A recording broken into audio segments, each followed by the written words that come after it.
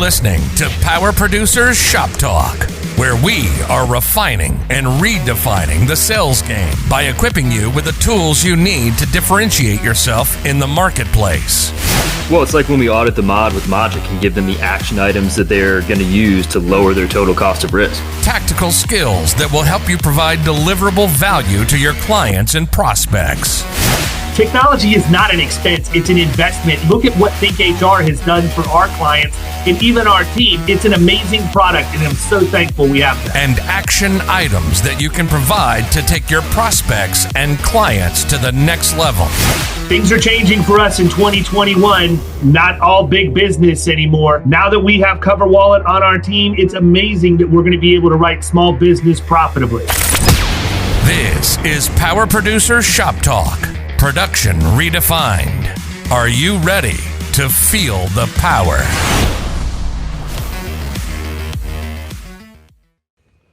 Hey everybody, welcome to Power Producers Shop Talk. It's another Friday.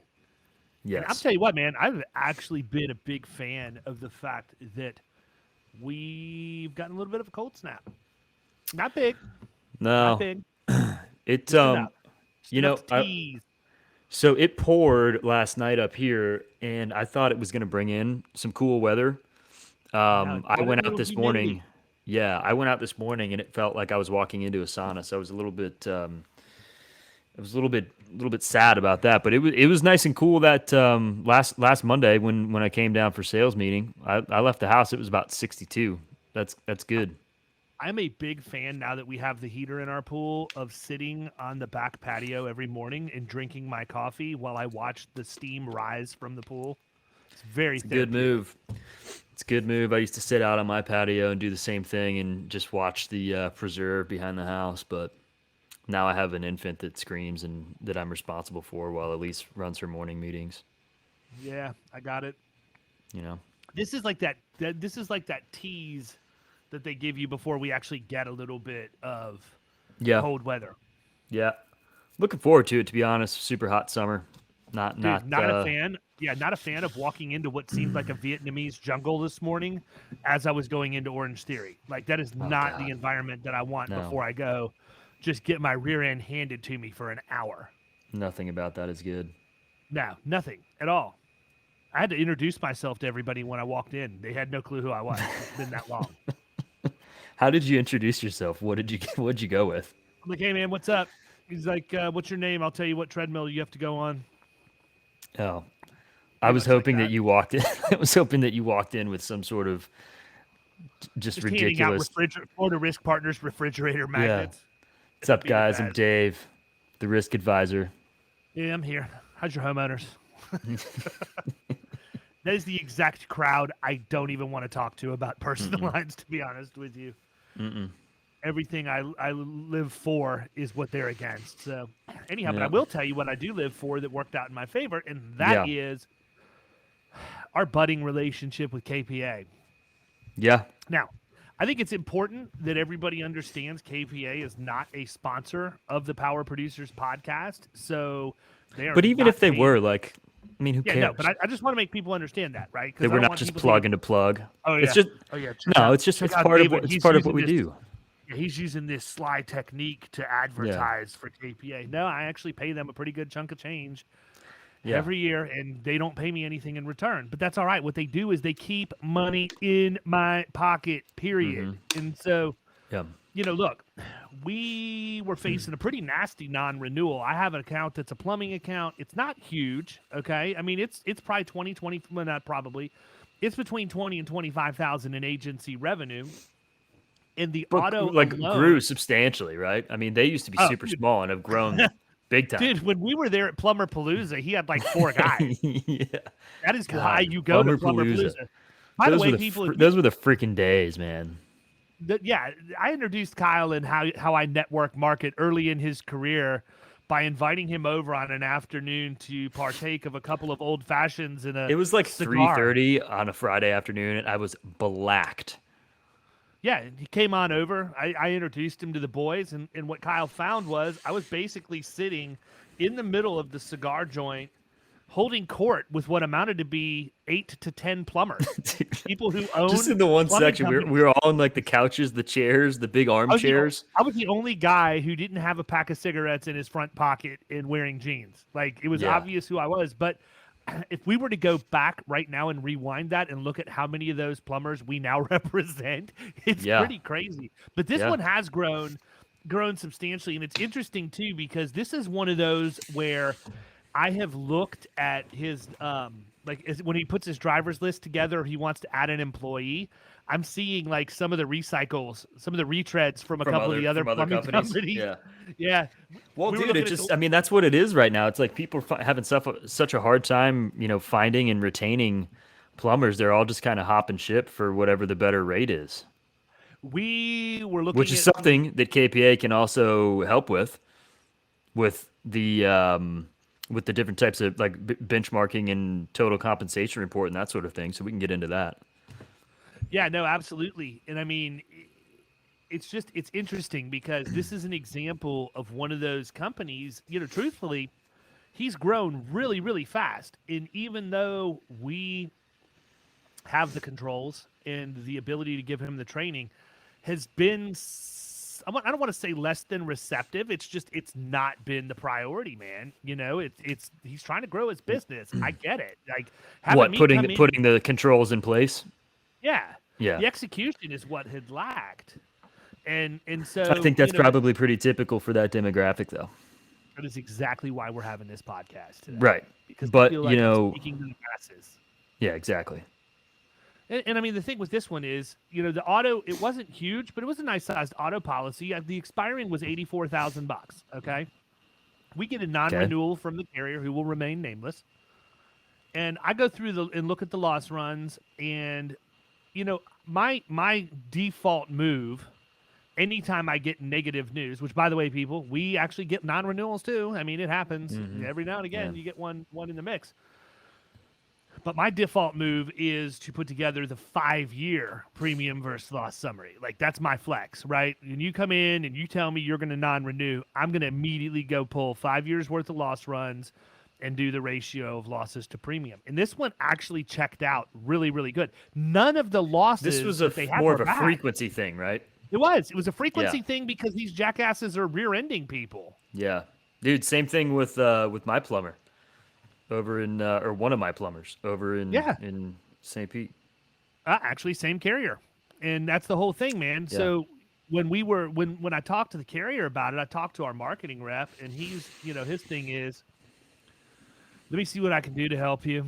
Let me see if we can push this through. But we don't really really don't like more than one at-fault accident every 3 years. Per 10 vehicles. That was the metric. Wow.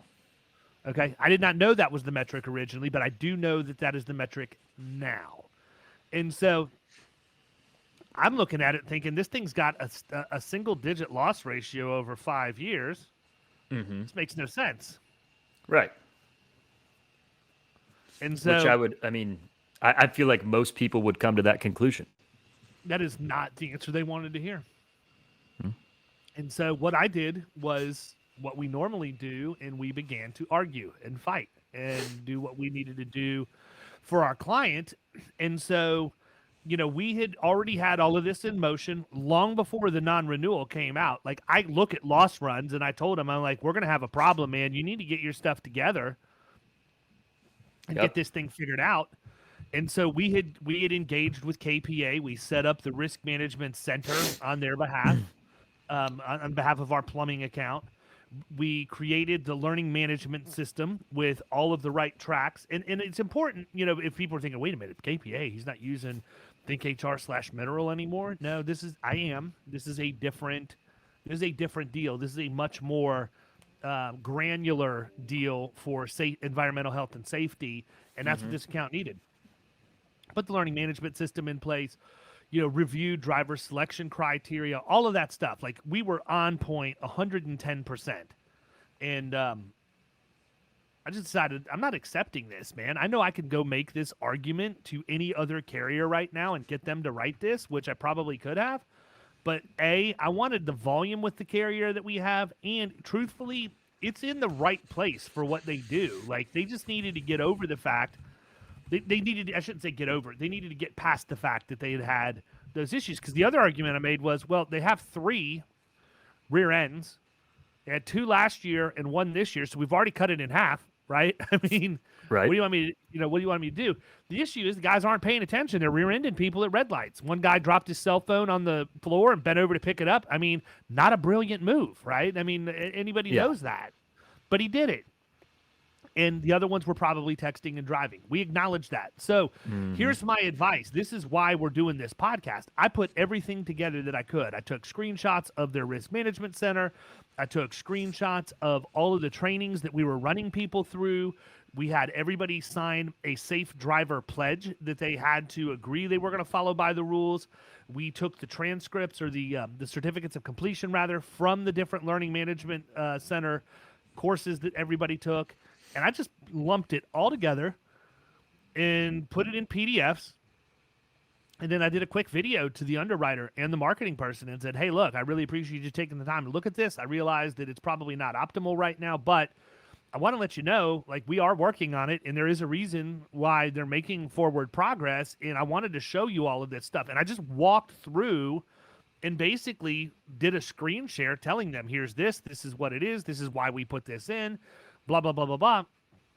And I told the underwriter, I'm like, look, I'm not asking you for a flat renewal. I'm not asking you to remove a non-renewal and make it flat. I know you need to take rate. And with this carrier, they were in the preferred program, and I knew they couldn't stay in preferred. I was perfectly fine with that. I guess my biggest question is, or was at the time, how did they stay in preferred at renewal last year when they had 2 claims in the prior policy period, but we're kicking them out now that they've had the third? Anyhow, I guess 3 is the magic number, apparently. Yeah, long story short, we won. We got the deal done. Well, I mean, think about that. Like, how impactful is that to be able to put that all together and not just, provide lip service to an underwriter and saying, yeah, we got, we're fixing some things and we're, we've got this and that in place, and just, having them hopefully take us at our word. You can literally go through and put together the tangible items, the hard data, and show it to them and walk them through that. I mean, most agents are not doing that out there. Yeah, no, not at all. And for me, so the net of what happened was they ended up pulling the non-renewal. They issued renewal terms, and when they did, the premium went from 84 to 109. And I was okay with that. My client was okay with that. I told my client up front, I'm like, look, you're going to have to pay for the sins of your past, man. I've been on you for a couple of years. I told you you're growing too fast. You need to stop. You need to put these things in place. You're going to end up in trouble, and it's going to cost you money, and now it's going to cost you money because you didn't stop and do it. And I said, I get it. You can probably look back at it as a business decision and say, well, the dollars associated with these claims aren't that much, and the increase in premium, blah, blah, blah, blah, blah. But at the end of the day, man, here's what I'm telling you, people. I wouldn't have gotten that done if I wouldn't have asked. Yeah. And it's not about just asking. It's about making your case. You have to think, just like when we had Crystal Ware on, you have to ask questions. You have to think like an attorney. You have to think like somebody who's trying to prove their point, period. You want people to buy what you're selling. And I mean, in this case, I was pulling the non-renewal off of this account, and as a result, it ended up being a win all the way around. So a lot of times, it's a way easier sell, though. That's kind of like what I was trying to say is, like, you don't even have to sell too hard when you've got all that factual data to back it up, and you can go to the underwriter and be like, hey, look, here's the stuff that we put in place. Here are the results. I get it. They've had some claims and there's been some frequency, but it's gone down substantially. Whatever the numbers actually end up saying, it shouldn't really be too hard of a sell. At that point, it should kind of do the talking for you. And really all you're doing is showing them the stuff that you've put in place with these different policies and procedures. It's like, I don't know. It seems simple to me. It doesn't seem like a bunch of extra work, I guess is what I'm saying. Apparently it was. Apparently it wasn't quite as easy as what we were led to believe and what we thought, and it had to go way up the food chain to get it approved. But no, I meant on your end, like from the agent's perspective, like this shouldn't be stuff that, like, I understand that it was a back and forth with the carrier and all of that, but from a perspective on your end and the stuff that you had to do, aside from having those conversations, like all of this stuff was already done. You just gave it to them. Yep. Agreed. And I mean, that's the thing. That's why I think it's so powerful. Even like when you look at the workers' comp accounts, who cares if you send them the mod worksheet? Who cares if you send them the loss runs? If you send them a full doesn't tell the story. Yeah, you send them a full-blown report from Mod Advisor showing them all of the stuff that we have the ability to do there. Yeah. That's a ridiculous advantage that you have, and it's something you should be doing. I think we forget that step a lot of the time. I think we go and we use that at the point of sale to present it to the prospect, but we don't think about how important it is to take those same tools that we're using to drive value and present them to underwriting. It's Listen, easy. People, all you need to do is put your Mod Advisor Air Force Ones up on their desk. Have some Nelly playing in the background. Nelly Air Force Ones when I walk in. And then you're good. Yeah, I mean, that's the thing, though. I think that we stop. We stop at the sale, and we don't realize we still have to sell the company. So I'm not going to belabor the point. You guys get what it is. This is Shop Talk. Yeah. This isn't a full episode. We're not looking for going 30 minutes. People, look at these things. What we are looking for yeah, come on. is a like or two, maybe a review.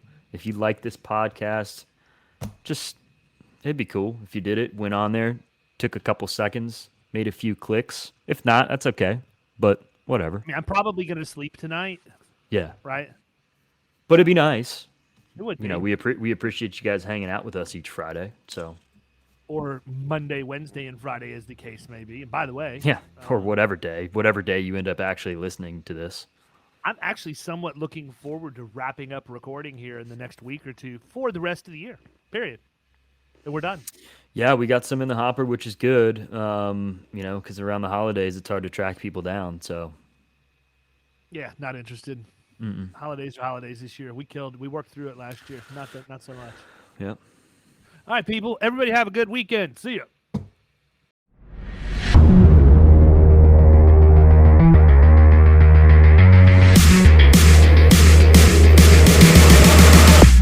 You've been listening to Power Producers Shop Talk. You can follow us at the Power Producers Podcast on Facebook and Instagram. And if you want to take your game to the next level, check out our commercial insurance training course at killingcommercial.com or visit Amazon to pick up a copy of our international best-selling book, The Extra 2 Minutes.